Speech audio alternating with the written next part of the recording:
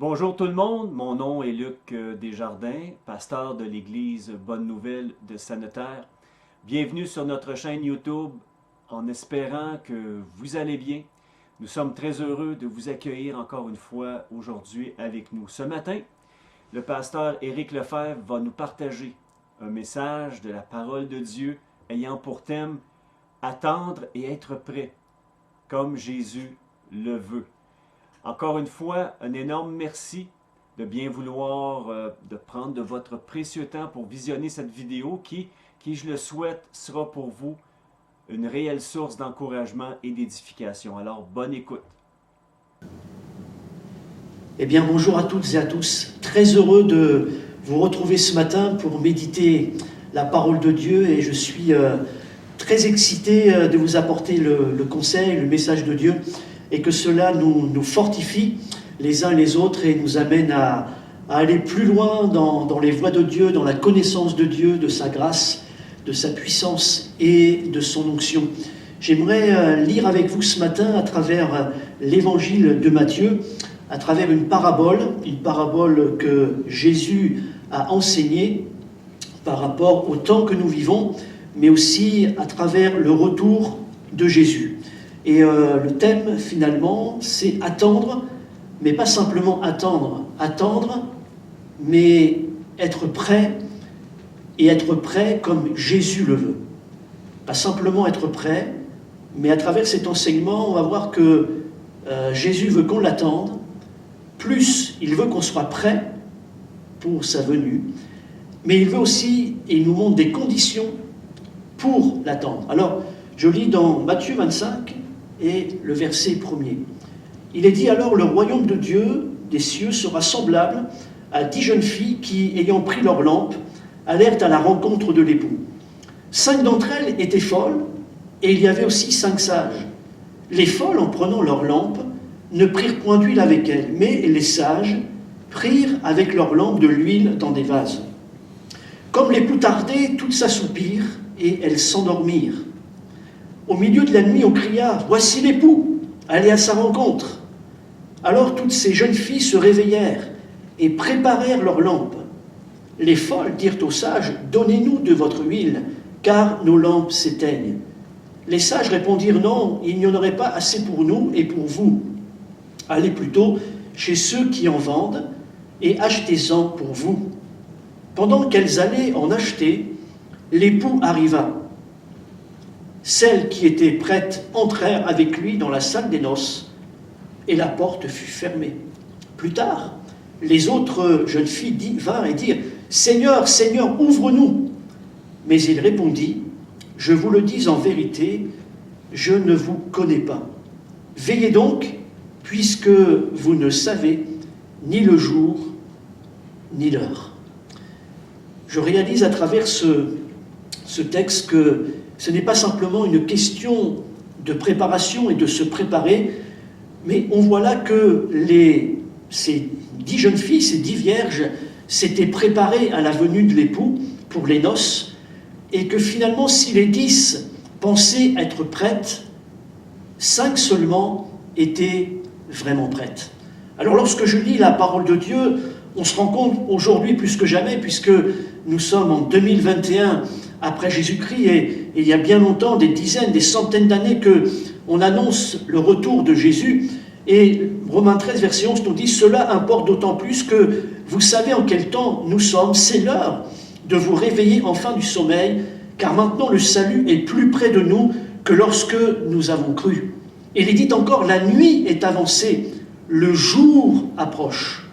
Dépouillons-nous donc des œuvres des ténèbres et revêtons les armes de la lumière. » Et on voit à travers ces textes, que ce soit Matthieu 25 ou Romains 13, qu'il nous est parlé d'être prêt et de ne pas être prêt n'importe comment, mais d'être prêt avec la lumière. On sait à travers la parole de Dieu, le psaume 119, verset 105, nous dit « Ta parole est une lampe à mes pieds et une lumière sur notre sentier. » Pas simplement nous préparer, mais aussi être prêt. Il y a une petite... lorsque l'on fait attention, il est dit au verset 1er de Matthieu 25, « Le royaume des cieux sera semblable à 10 jeunes filles ou 10 vierges qui, ayant pris leur lampe, allèrent à la rencontre de l'époux. » Et lorsque vous regardez dans Matthieu 13, il nous est parlé aussi des paraboles concernant le royaume de Dieu. Il y a une différence, une petite différence, mais qui fait toute la différence. Il nous est dit, par exemple, le royaume des cieux est encore semblable. Donc, on parle là du présent. Verset 47, le royaume des cieux est semblable. Mais par contre, lorsque vous lisez Matthieu 25, il est bien dit, concernant ces noces, cette parabole des noces, concernant le royaume de Dieu, des cieux, alors le royaume des cieux sera semblable. Ou encore, le royaume des cieux ressemblera. Donc on voit qu'il y a une différence entre les deux. Matthieu 13, c'est du présent, c'est du concret. Et Jésus dit, c'est le royaume de Dieu maintenant. Mais concernant la parabole des 10 jeunes filles vierges, c'est pour plus tard, c'est du futur, c'est quelque chose qui n'est pas encore, mais c'est quelque chose qui va arriver. C'est du futur. Et cela nous montre bien aujourd'hui que nous attendons Jésus. Nous attendons la venue de l'époux et l'Église comme la future épouse de Christ. Et on est conscient à travers ces textes que certains disent que Jésus ne reviendra pas. Certains disent que Jésus est déjà venu. Mais ce texte, cette parabole que Jésus enseigne lui-même, nous montre bien que Jésus n'est pas encore revenu et que nous l'attendons. Et nous devons non pas simplement nous préparer, mais plus que jamais aujourd'hui, nous devons être prêts. Alors à travers cet enseignement de Jésus, à travers cette parabole, c'est dans quelles conditions attendons-nous Jésus? Dans quel état sommes-nous? Est-ce que nous sommes aujourd'hui dans un état de préparation ou est-ce que nous pouvons dire ce matin que nous sommes prêts? Si Jésus revient, parce qu'il le dit, vous ne savez pas ni le jour ni l'heure, est-ce que nous sommes dans un temps de préparation? Mais attention, parce que peut-être que nous ne sommes pas prêts, ou est-ce qu'aujourd'hui nous sommes prêts? Si Jésus revient maintenant, cette nuit, demain, la semaine prochaine, dans un mois, peu importe, est-ce que nous sommes prêts à partir avec lui? Dans quelles conditions attendons-nous Jésus? Lorsque l'on regarde cette parabole, lorsque l'on parle d'un mariage, on se rend compte que lorsque l'on parle d'un mariage, généralement, la lumière est mise sur la mariée, sur l'épouse, sur sa belle robe. Mais lorsque l'on regarde ce texte, Jésus ne nous parle pas de l'épouse, il ne nous parle pas de la mariée. Jésus nous parle de l'époux. Et il nous parle aussi des filles d'honneur, des jeunes filles d'honneur. Alors je ne sais pas ce que vous en pensez, mais lorsqu'à travers un mariage, si finalement au bout du compte, on a plus parlé des jeunes filles d'honneur que de l'épouse elle-même, il y a un problème. Mais ce n'est pas pour rien, donc si Jésus parle de l'époux, et s'il parle des 10 jeunes filles d'honneur, ces 10 vierges qui sont là à l'attendre pour l'éclairer et de l'emmener jusqu'au repas des noces, jusqu'au festin des noces. La question pour nous ce matin, mais c'est dans quel état d'esprit sommes-nous? Dans quel état de joie, d'enthousiasme? Comment attendons-nous Jésus? Est-ce que c'est quelque chose que nous attendons? Est-ce que c'est quelque chose auquel nous aspirons? Est-ce que nous sommes enthousiastes de savoir que Jésus revient chercher son Église? Est-ce que ça fait notre joie, notre bonheur? Est-ce que nous sommes enthousiastes à attendre Jésus, l'époux, notre divin époux, notre bien-aimé Sauveur? Le retour de Jésus, déjà, est-ce que je l'attends? La Bible nous dit que l'époux tardait, dans cette parabole, l'époux tardait. Pourquoi il tardait? On ne le sait pas. Dans le texte, on ne le sait pas. Mais une chose est sûre, c'est que l'époux tardait. Les jeunes filles d'honneur se sont préparées. Peut-être toute la matinée, début d'après-midi, et peut-être qu'à travers l'après-midi ou le midi, elles l'attendent, elles pensent être prêtes.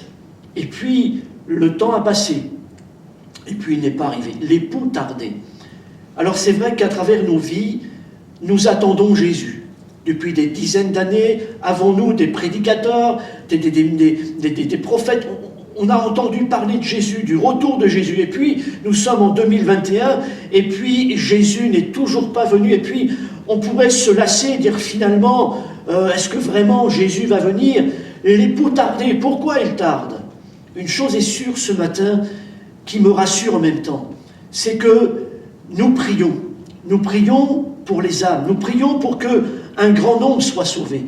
Et nous savons aussi à travers la parole de Dieu que Dieu est patience et que la Bible nous dit que la patience de Dieu est notre salut. Et que Dieu veut que le plus possible de monde, d'hommes et de femmes, soient sauvés. Et il faut le réaliser ce matin. Vous qui peut-être priez, peut-être que tu pries pour ton épouse, peut-être que tu pries pour ton époux, peut-être que tu pries pour tes enfants qui ne sont pas encore au Seigneur, peut-être que tu pries pour des amis, peut-être que tu pries pour ta famille. Est-ce que vous le réalisez ce matin? À chaque jour que Jésus tarde, c'est encore une chance, non, un jour de grâce pour que tes enfants soient sauvés. Jésus tarde, alors c'est un jour de grâce pour qu'ils soient sauvés, c'est un jour de grâce pour que le salut intervienne, c'est un jour de grâce pour que Dieu mette sa main, c'est encore un jour de grâce pour que des hommes et des femmes connaissent le message de l'Évangile, qu'ils connaissent Jésus et qu'ils le reçoivent comme leur sauveur personnel. L'époux tarde, mais ça nous permet encore de prier, d'espérer, de compter sur la grâce de Dieu, afin que nous ne soyons pas seuls à attendre Jésus, mais que nous puissions le réaliser. Il tarde, alors c'est l'occasion encore de prier, c'est l'occasion de crier à Dieu, c'est l'occasion de pouvoir dire « Seigneur, sauve mes enfants, sauve mon épouse, sauve mon mari, Seigneur, sauve un tel dans ma famille ».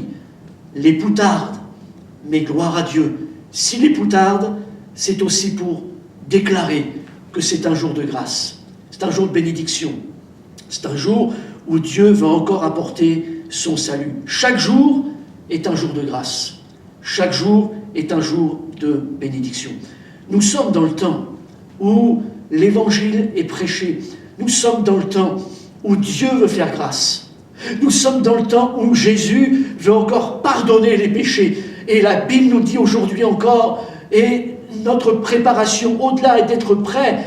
Et je le souhaite vraiment ce matin pour chacun de vous, que vous ayez l'assurance que vos péchés, premièrement, sont pardonnés. Que vous ayez cette assurance que Jésus est votre Seigneur, votre Sauveur, et que votre nom est inscrit dans le livre de vie.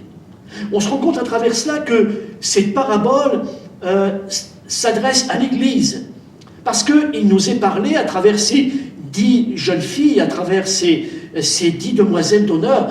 La Bible nous dit que les 10, elles sont vierges. Et à travers le symbolique, à travers la Bible, lorsqu'il est parlé de vierges, il est parlé donc de jeunes filles qui sont pures.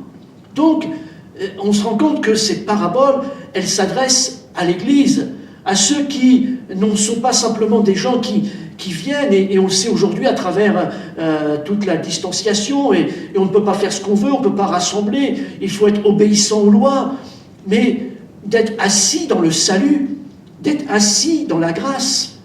Et heureusement que, merci Seigneur, que heureusement à travers les moyens techniques que l'on a aujourd'hui, à travers, la Bible nous dit que Dieu parle tantôt d'une manière, tantôt d'une autre, heureusement qu'on ne dépend pas d'un bâtiment pour que les gens soient sauvés, mais le message de l'Évangile court.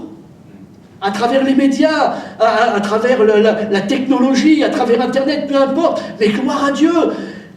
L'Église, ce n'est pas le bâtiment, c'est la communauté d'hommes et de femmes qui ont reçu Jésus comme leur sauveur personnel. Lorsque je vois ces 10 jeunes filles d'honneur, les 10 étaient vierges, elles étaient pures.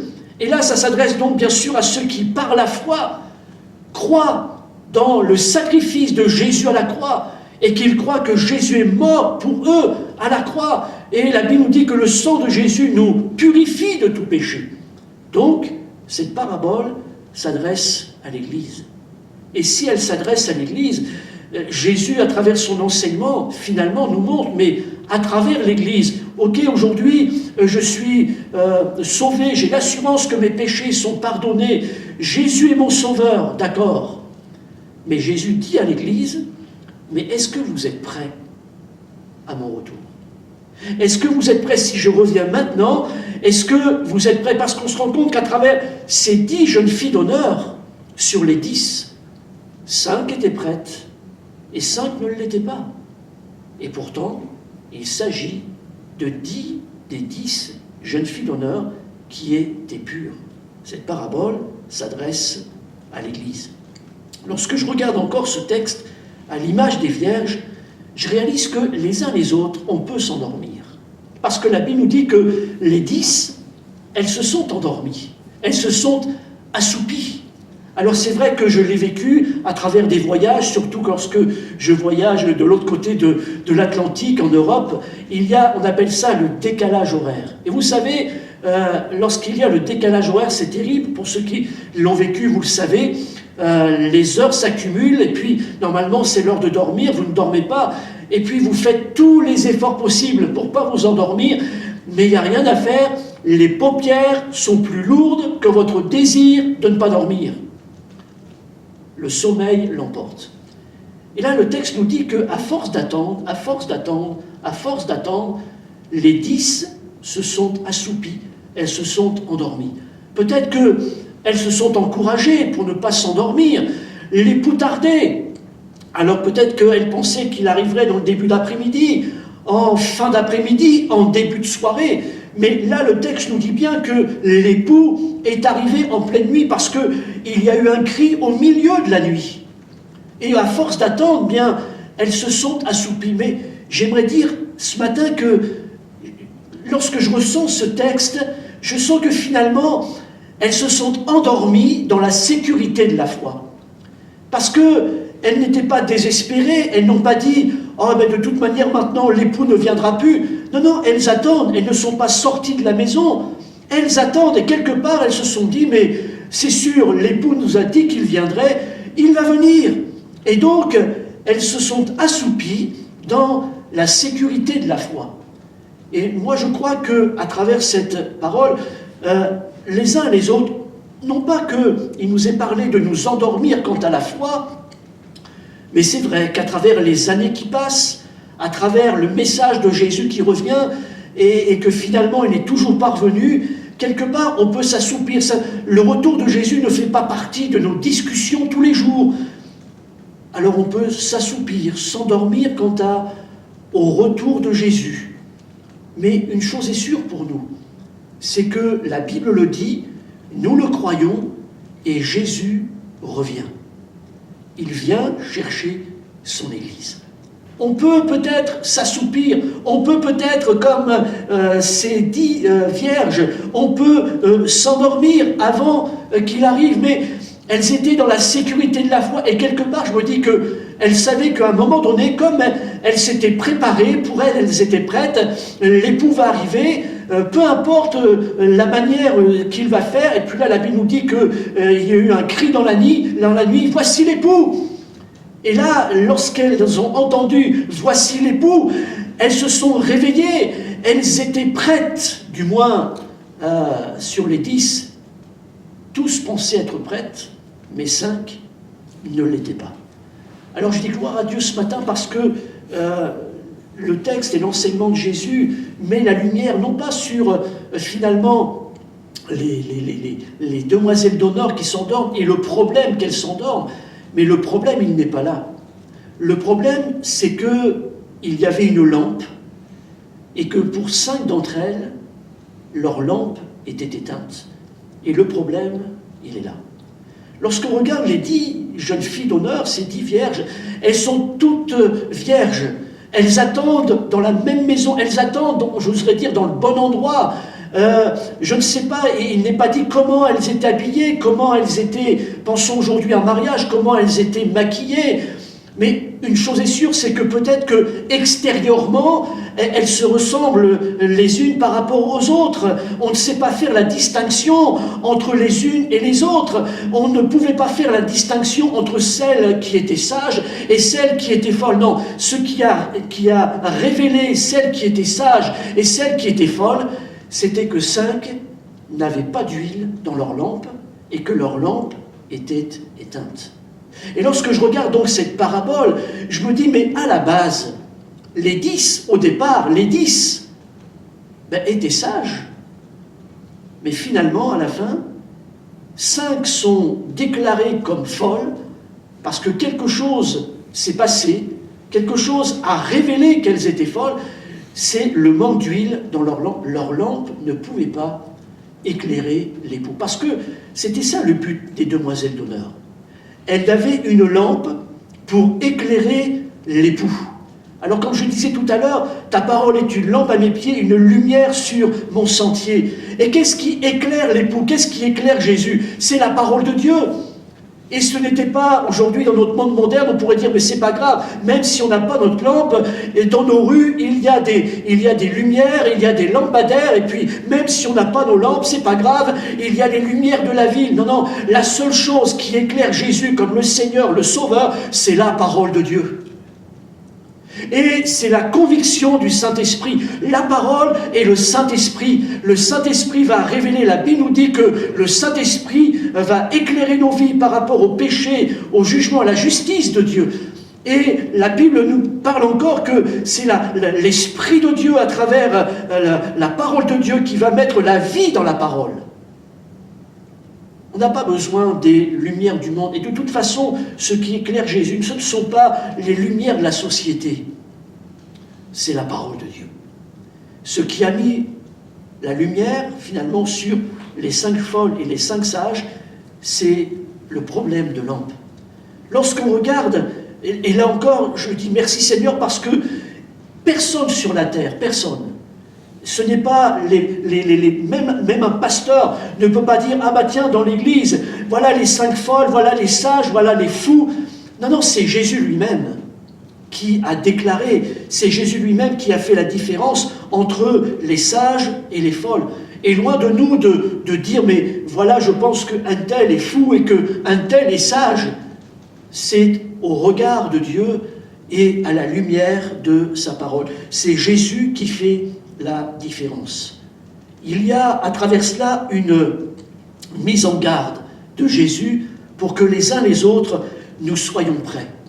Que nous soyons prêts simplement extérieurement, parce qu'on le sait, ce n'est pas simplement de dire que nous sommes chrétiens, que ce n'est pas simplement le fait de dire que nous venons à l'église, mais c'est le fait que nos vies soient remplies du Saint-Esprit.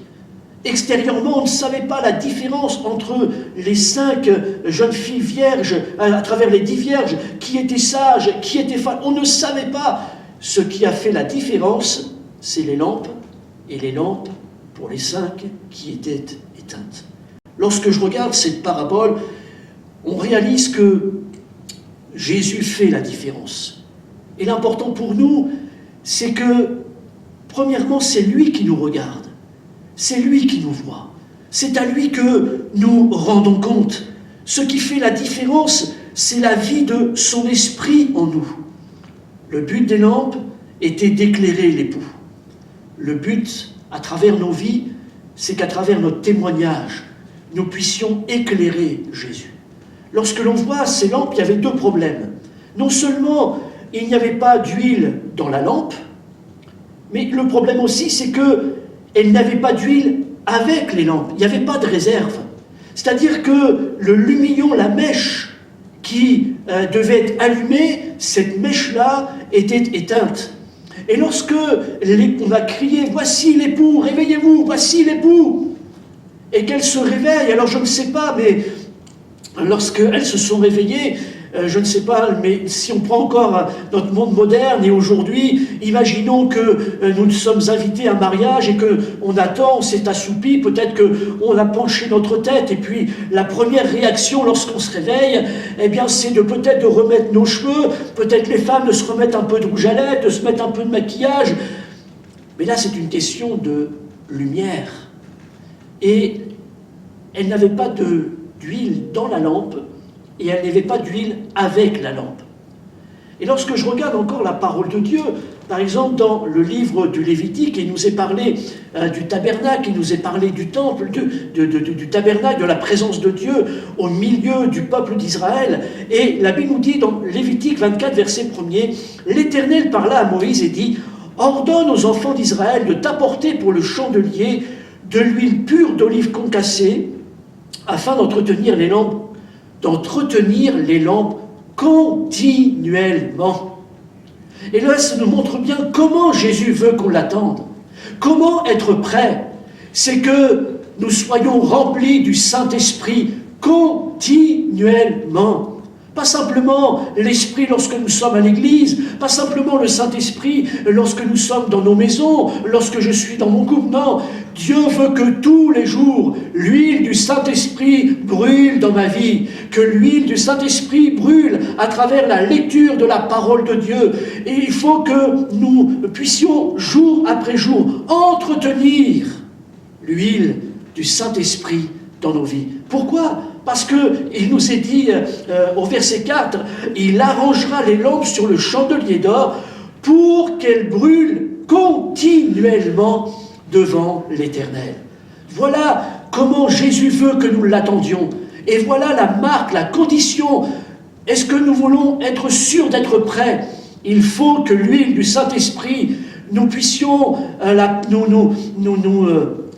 faire en sorte que cette huile-là, elle brûle continuellement et que nos vies soient perpétuellement, jour après jour, un témoignage de la grâce de Jésus, un témoignage de l'amour de Jésus, un témoignage de la bonté de Jésus, un témoignage de sa fidélité, un témoignage de sa grâce et du salut qu'il y a en Jésus. Voilà comment nous devons attendre Jésus. Paul le disait aux Éphésiens, à l'église d'Éphèse, mais la parole de Dieu nous le déclare. Il dit « Soyez remplis du Saint-Esprit ».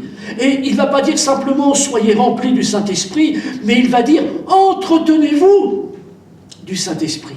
Entretenez-vous à travers des hymnes, entretenez-vous à travers des psaumes, entretenez-vous à travers la parole de Dieu. Et je réalise ce matin que nous devons entretenir notre communion avec Jésus. Et parce que nous allons entretenir notre communion avec Jésus, nous allons entretenir notre communion avec le Saint-Esprit.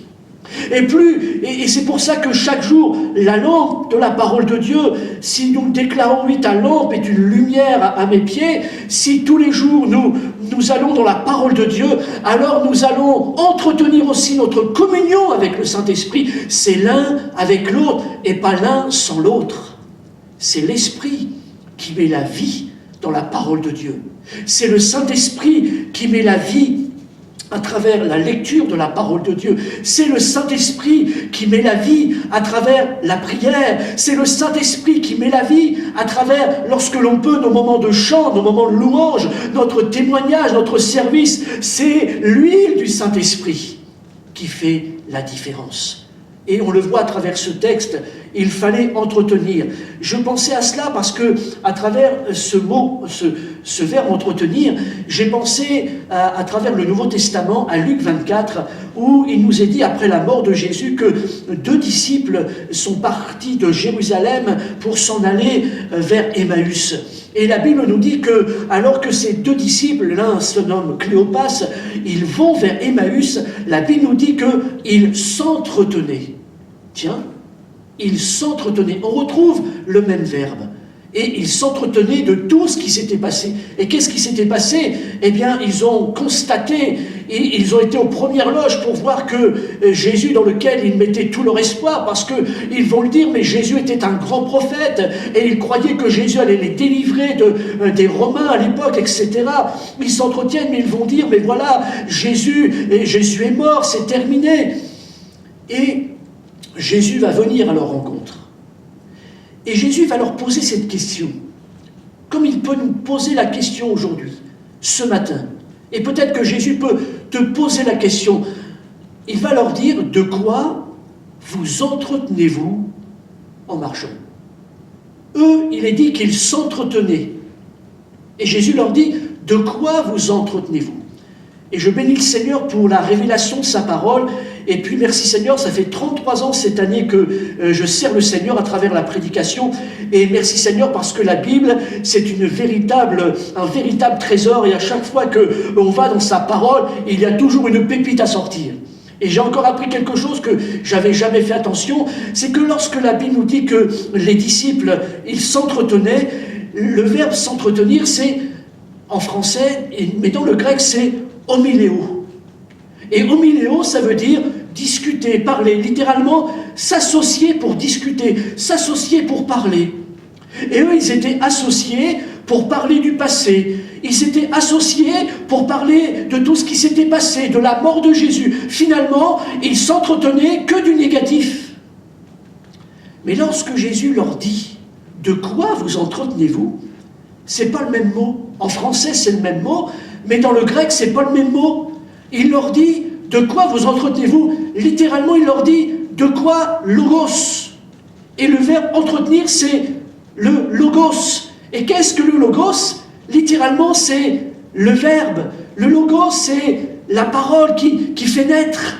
Et ça revient à Jean chapitre 1er. Au commencement était la parole. Et la parole était avec Dieu, et la parole était Dieu. Et c'est cette parole-là qui a créé, c'est cette parole créatrice. Et je dis gloire à Dieu parce que finalement, à travers leur entretien, Jésus est en train de leur dire, mais finalement, est-ce que vous vous entretenez de la parole? Non, ils ne s'entretenaient pas de la parole. Ils s'entretenaient de tout ce qui s'était passé. Ils s'entretenaient de la mort de Jésus. Ils s'entretenaient que pour eux, c'était fini, c'était terminé. Jésus était mort. J'aimerais vous dire, bien-aimés, ce matin, quelles sont nos discussions? De quoi vous entretenez-vous? Au nom de Jésus et à travers l'action du Saint-Esprit, ne passons pas notre temps, ne nous associons pas simplement pour nous décourager, pour être pessimistes, et même à travers la société. Il y a tellement de discussions à travers tout ce qui se passe, cette pandémie, ce Covid, les restrictions sanitaires, les problèmes économiques. Ne nous nourrissons pas de ça, mais nourrissons-nous du Logos. Entretenons-nous de la langue de la parole de Dieu.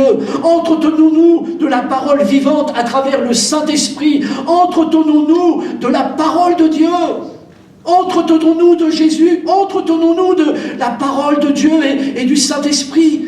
La Bible nous dit que lorsque Jésus, il va continuer avec eux, et à un moment donné, alors que leurs yeux vont s'ouvrir sur Jésus au moment de rompre le pain, ils vont dire, notre cœur ne brûlait-il pas au-dedans de nous? Alors on comprend pourquoi la Bible nous dit que, commençant par les Écritures, Jésus, en commençant par les Écritures et en commençant par Moïse et les prophètes, va les enseigner en ce qui concerne sa personne. Qu'est-ce qui va nous bénir? Qu'est-ce qui va nous fortifier? Qu'est-ce qui va nous encourager? C'est de parler de Jésus avec l'aide du Saint-Esprit, avec la puissance du Saint-Esprit. Lorsque David, on connaît tous l'histoire de David et sa fronde qui a abattu le géant, etc. Mais il y a toute l'histoire de David. Et à un moment donné, la Bible nous dit que David, ça s'appelle le cantique de l'Argue. Et le cantique de l'Argue, c'est un cantique funèbre. Pourquoi? Parce que le roi Saül, à l'époque, le roi Saül est mort sur le champ de bataille. Il est mort avec ses 2 fils. Et à un moment donné, David, qui a un grand respect pour Saül, même si Saül s'était détourné de Dieu, il a un grand respect pour l'homme de Dieu. Et David va chanter un cantique, ça s'appelle le cantique de l'Arc, et il va dire cette parole terrible. Et lorsqu'il parle de Saül, même s'il est tombé, il va dire, mais comment des héros sont-ils tombés? Ben, il donne la réponse. Il va dire tout simplement, l'huile a cessé de les moindre. Bien-aimés, c'est tellement important que l'huile coule sur nos vies. L'huile a cessé de les moindre. Vous savez, à travers ma jeunesse, j'étais à l'armée et j'ai terminé mon service militaire, j'étais armurier. C'est-à-dire que je m'occupais des armes. C'est moi qui, avec un autre collègue à travers l'armée, lorsque les soldats venaient, on leur partait en manœuvre, c'est nous qui distribuions les armes, et puis au retour, on devait vérifier si les armes étaient bien nettoyées, et puis on les huilait pour pas que les armes rouillent. Et là, il est dit à travers les boucliers, l'huile a cessé de oindre le bouclier. Pourquoi l'huile a cessé de les oindre? Il n'était plus entretenu, parce qu'il ne servait plus. Et ça veut bien nous dire, même à travers les armes de l'esprit, que ce n'est pas une question simplement d'avoir les armes, mais est-ce que nous nous servons des armes du Saint-Esprit? Est-ce que nous servons les armes que Dieu a mis à notre disposition? Et gloire à Dieu pour les armes de la parole de Dieu, l'épée de l'esprit, le bouclier de la foi, le casque du salut, les chaussures que tiennent le zèle de l'évangile et toutes ces armes. Et puis aussi à travers cette arme, parce que nous avons des armes personnelles. David s'est battu contre les géants avec une arme personnelle, c'était son appel avec cette fronde. Et j'aimerais vous dire que ce matin, nous ne voulons pas simplement avoir des armes, mais nous voulons avoir des armes huilées par le Saint-Esprit, à travers la parole de Dieu, aussi à travers l'appel que Dieu nous a confié les uns les autres. Comment des héros sont-ils tombés? L'huile a cessé de les oindre. Lorsque je regarde sur ces 10 jeunes filles d'honneur, Jésus va déclarer que 5 sont sages, et que 5 sont folles. La moitié. Est-ce que c'est prophétique? Ou est-ce que c'est juste un titre indicatif? On ne sait pas. Dans tous les cas, c'est quand même la moitié. Et ça m'a fait penser à Luc 17, où finalement, il nous est parlé aussi de la venue du royaume de Dieu. Et c'est incroyable parce que Jésus va encore enseigner, et il va dire: je vous le dis, en cette nuit-là, à travers son retour, je vous le dis, en cette nuit-là, 2 personnes qui seront dans un même lit, l'une sera prise et l'autre laissée. 1 sur 2. La moitié. Il dit encore, de 2 femmes qui moudront ensemble, l'une sera prise et l'autre laissée. 1 sur 2. De 2 hommes qui seront dans un champ, l'un sera pris et l'autre laissé. 1 sur 2. Alors, lorsque je regarde cette dimension d'être rempli du Saint-Esprit et d'être renouvelé du Saint-Esprit, et que chaque jour nos lampes, nos vies soient continuellement renouvelées par le Saint-Esprit, afin que nos vies brillent et qu'elles témoignent de Jésus, qu'elles éclairent Jésus, eh bien je me dis, rien qu'à travers ces personnages et à travers ces 3 choses, mais nous devons éclairer, nous devons témoigner de Jésus. On voit qu'il nous est parlé premièrement de cette personne. Il est dit, je vous le dis, en cette nuit-là, de 2 personnes qui sont dans un même lit, l'un sera prise et l'autre laissé.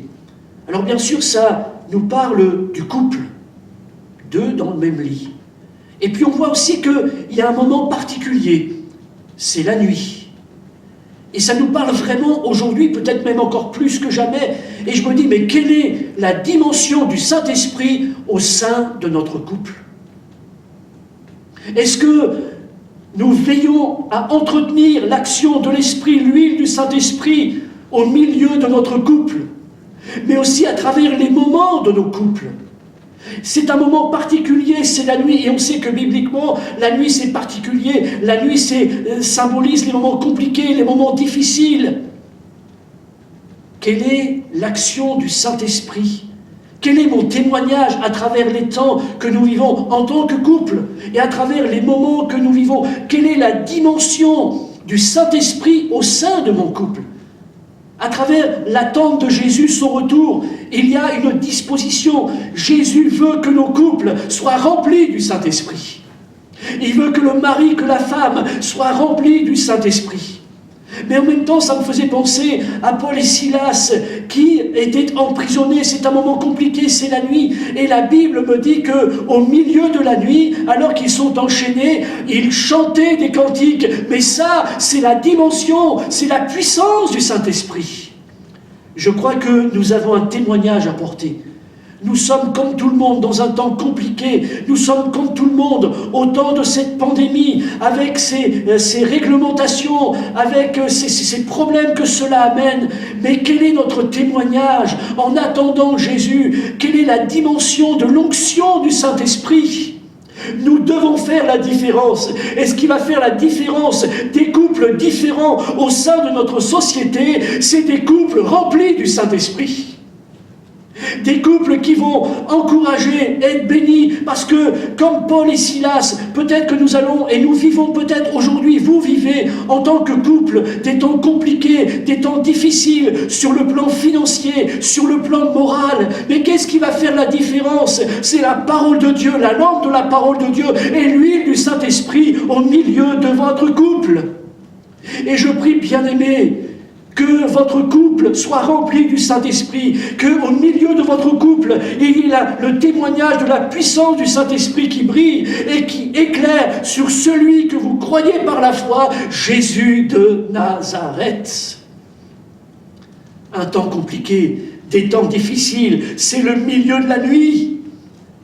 Mais Dieu nous permet, remplis du Saint-Esprit, de témoigner de la foi, d'avoir la joie du salut, d'être remplis de la paix de notre Seigneur, de notre Sauveur. Et là, par cela, nous témoignons, nous brillons, nous éclairons Jésus. Qu'est-ce qui fait, couple, que tu n'es pas comme les autres? C'est que je crois en Jésus et qui me remplit de la puissance du Saint-Esprit. Il m'encourage, il me fortifie, il me bénit.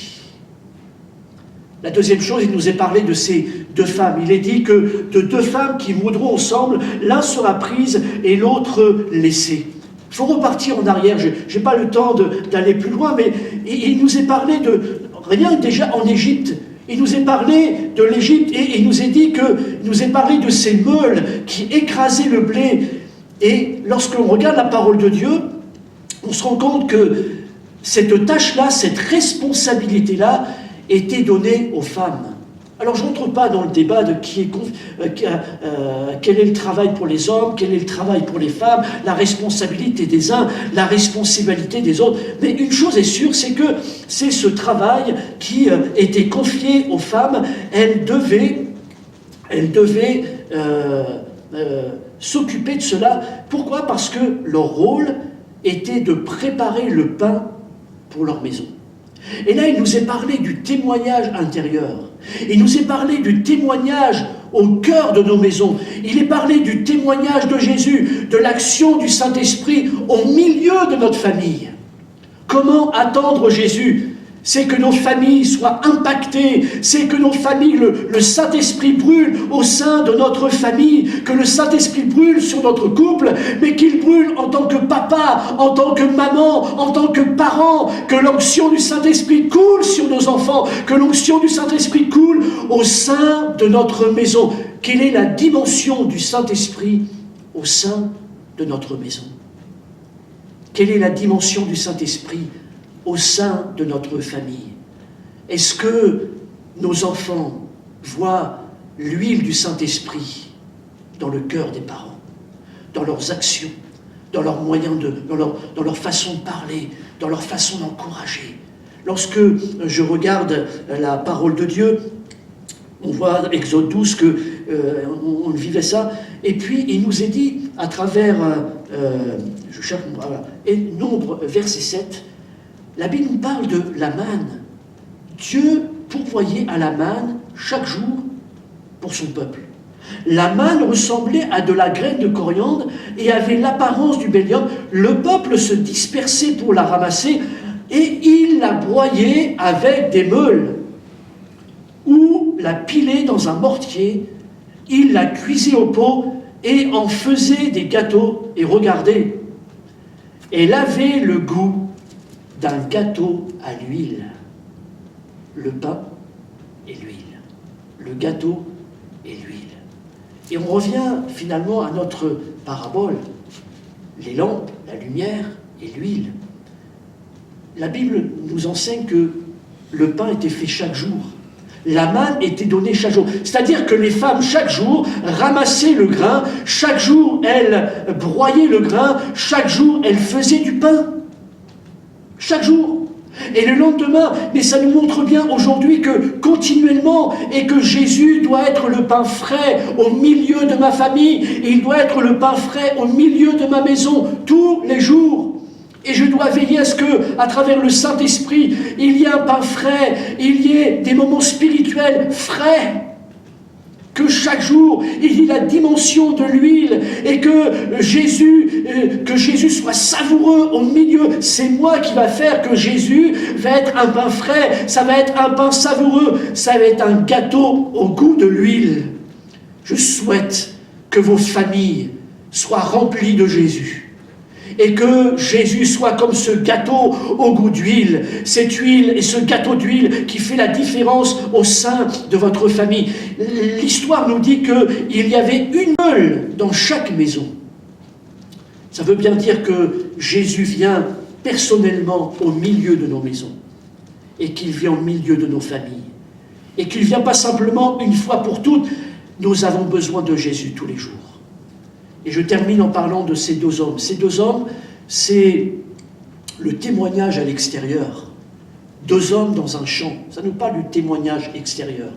Et lorsque je regarde encore la parole de Dieu, il nous est parlé dans Matthieu 13 de ce champ où il nous est dit qu'un homme est dans un champ et puis alors qu'il est dans le champ, il est en train de labourer, il trouve un trésor. Et la Bible nous dit qu'il va faire en sorte d'acheter le champ à cause du trésor. Et le champ nous parle aussi de nos finances. Quel est notre témoignage? Quelle est la dimension du Saint-Esprit à l'extérieur de nos maisons, à travers nos affaires? Lorsque on regarde encore cette parabole où il y a un maître qui invite, et puis le maître a invité de venir au repas, à une fête, et puis la Bible nous dit qu'au dernier moment, tous se mirent à s'excuser. Et l'un va dire, non, je ne peux pas venir maintenant. Pourquoi? Parce que je viens d'acheter un champ, et il faut que j'aille le voir. C'est-à-dire que le champ a pris la place de l'invitation. Les finances ont pris la place de l'invitation. Bien-aimés, l'important c'est que Jésus soit toujours notre trésor. Gloire à Dieu pour les champs que Dieu nous donne. Mais finalement, je réalisais à travers cet homme qui va acheter le champ. Pourquoi? Parce qu'il a trouvé un trésor. Et il se dit, mais si j'ai le champ, si j'ai un trésor, en creusant, certainement que je vais trouver d'autres trésors. Mais c'est ça Jésus. Jésus est notre trésor. Et plus on va creuser en lui, plus il y aura de trésors. Plus je vais regarder la Bible, si la Bible est mon trésor, la Bible n'est pas qu'un trésor. La Bible est une multitude de trésors. Et finalement, c'est moi qui vais donner de l'enrichissement à ma vie. C'est moi qui vais donner de l'enrichissement à ma vie spirituelle. Plus je vais avoir une communion avec Jésus, plus je vais avoir une communion avec le Saint-Esprit, plus je vais enrichir ma vie. De deux hommes, l'un sera pris et l'autre laissé. Alors je termine. La Bible nous dit que là où est ton trésor, là aussi sera ton cœur. Et donc, est-ce que le trésor de nos vies est toujours Jésus? Pour finir, je lis le texte, Matthieu 25, je termine avec la parole de Dieu. Celles qui n'étaient pas prêtes vinrent et dirent, Seigneur, Seigneur, ouvre-nous. Mais il répondit, je vous le dis en vérité, je ne vous connais pas. Littéralement, Jésus dit, mais qui êtes-vous? Qui êtes-vous? Alors, ce texte ne nous montre pas que ces cinq sont perdus. Il n'est pas une question de salut ici. Mais il est bien question du retour de Jésus, de l'enlèvement de l'Église. Et que dans l'Église, il y a ceux qui sont prêts pour l'enlèvement de l'Église, qui seront prêts pour les noces de l'agneau, et que même en tant que sauvés, certains ne seront pas prêts à l'enlèvement de l'Église. Et ça nous parle de la grande tribulation. Ça ne veut pas dire que ces cinq-là ne sont pas sauvés, pas du tout. Mais je parle bien des noces de l'agneau, de l'enlèvement de l'Église. Alors je dis ce matin avec vous, gloire à Dieu, parce que c'est l'occasion, c'est un avertissement, ce n'est pas une condamnation de Jésus. Non, non, non, puis loin de moi encore de condamner qui que ce soit, c'est pas moi qui fait la différence, c'est Jésus. C'est pas moi qui dis qui est fou et qui est sage, c'est Jésus qui fait la différence, c'est lui qui lit dans les cœurs. Et l'occasion nous est donnée encore ce matin de nous positionner, de réfléchir, de nous remettre en question afin de savoir est-ce que nous sommes prêts? Est-ce que la parole de Dieu est la lampe de ma vie? Est-ce que l'huile du Saint-Esprit est sur ma vie? Est-ce qu'elle est sur mon couple? Est-ce qu'elle est dans ma famille? Est-ce qu'elle est dans mes affaires? Est-ce qu'il y a la dimension du Saint-Esprit sur ma vie? Sur mon service? C'est une remise en question, c'est un avertissement de Jésus. Il est encore temps de nous remettre en question, de prier, de chercher Dieu et d'être remplis du Saint-Esprit. Jésus dit aux disciples, mais il nous le dit encore à nous, vous recevrez une puissance, le Saint-Esprit survenant sur vous, et vous serez mes témoins, à Jérusalem, dans toute la Judée, en Galilée, et jusqu'aux extrémités de la terre. Bien-aimés, gloire à Dieu pour le salut, gloire à Dieu pour nos noms qui sont inscrits dans le livre de vie. Mais être baptisé du Saint-Esprit, ce n'est pas une option, c'est un ordre de Jésus, c'est un désir de Jésus. Les uns les autres, même si nous ne pouvons pas être rassemblés pour prier, mais je vous en supplie, et priez Dieu. Cherchez, si vous ne l'êtes pas, à être remplis du Saint-Esprit. Cherchez à être baptisés du Saint-Esprit. Cherchez à être renouvelés du Saint-Esprit. Et que chaque jour, peut-être que ce message vous donne comme un éclair, une fougue, une passion, à ce que chaque jour, vous soyez remplis du Saint-Esprit, comme les lampes, continuellement entretenues par l'huile du Saint-Esprit. Que Dieu vous bénisse les uns et les autres. Amen.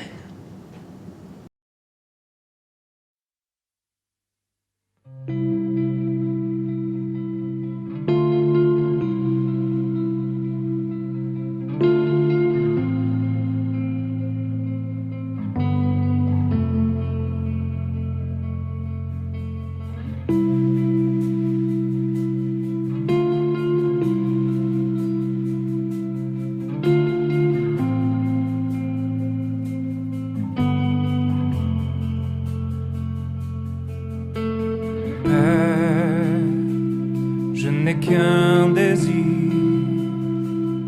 être près de toi et sentir tes bras. Ô Père, tu as envoyé ton Fils bien-aimé pour quiconque croit. Saint-Esprit qui donne vie, ranime en moi ce feu pour toi. Saint-Esprit, viens par ta pluie, rafraîchis-moi et envoie un souffle nouveau,